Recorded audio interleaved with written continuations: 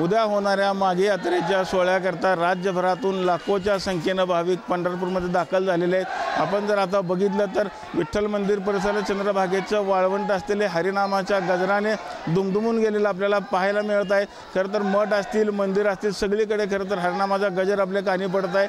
आज खरं तर राज्यभरातून अनेक दिंड्या देखील पंढरपूरमध्ये दाखल झालेल्या आहेत। खरं तर ही जी माघ यात्रा आहे प्रमुख 4 यात्रेपैकी एक असल्यामुळे मोठ्या प्रमाणामध्ये भाविकांनी इथं खरं तर गर्दी केलेली आपल्याला पाहायला मिळत आहे। आज विठ्ठल दर्शनाची रांग ही मंदिरापासून जवळपास 5 किलोमीटर लांब गेलेली आपल्याला पाहायला मिळत आहे। आज विठ्ठलाच्या दर्शनाकरता जवळपास 6 ते 7 तासाचा कालावधी लागत आहे। त्यामुळे अनेक भाविक चंद्रभागेचं स्नान करून विठ्ठल दर्शनाच्या रांगेत जात आहेत, तर काही भाविक हे वेळ लागत असल्यामुळे नामदेव पायरीचं दर्शन घेऊन आणि कळसाचं दर्शन घेऊन समाधान मानताना आपल्याला पाहायला मिळतात। एकंदरीतच सगळ्या विठ्ठल मंदिर परिसरामध्ये जर आपण बघितलं प्रसादाची दुकानं देखील आता थाटलेली आपल्याला पाहायला मिळतात। मोठ्या प्रमाणामध्ये खरं तर भाविकांनी आता गर्दी केलेली आहे। उद्या पहाटे मंदिर समितीचे सदस्य जळगावकर महाराज यांच्या हस्ते खरं तर उद्याची ही जी काही माघ यात्रेची पूजा आहे ती पूजा संपन्न होणार आहे आणि त्यानंतर खरं तर या यात्रेला सुरुवात होणार आहे। तत्पूर्वी जर आपण बघितलं तर आज जवळपास 3 लाख भाविक पंढरपूरमध्ये दाखल झालेले आपल्याला पाहायला मिळत आहेत। विठ्ठल मंदिर परिसरातून कॅमेरामन जगदीश डांगेसह मी रवी।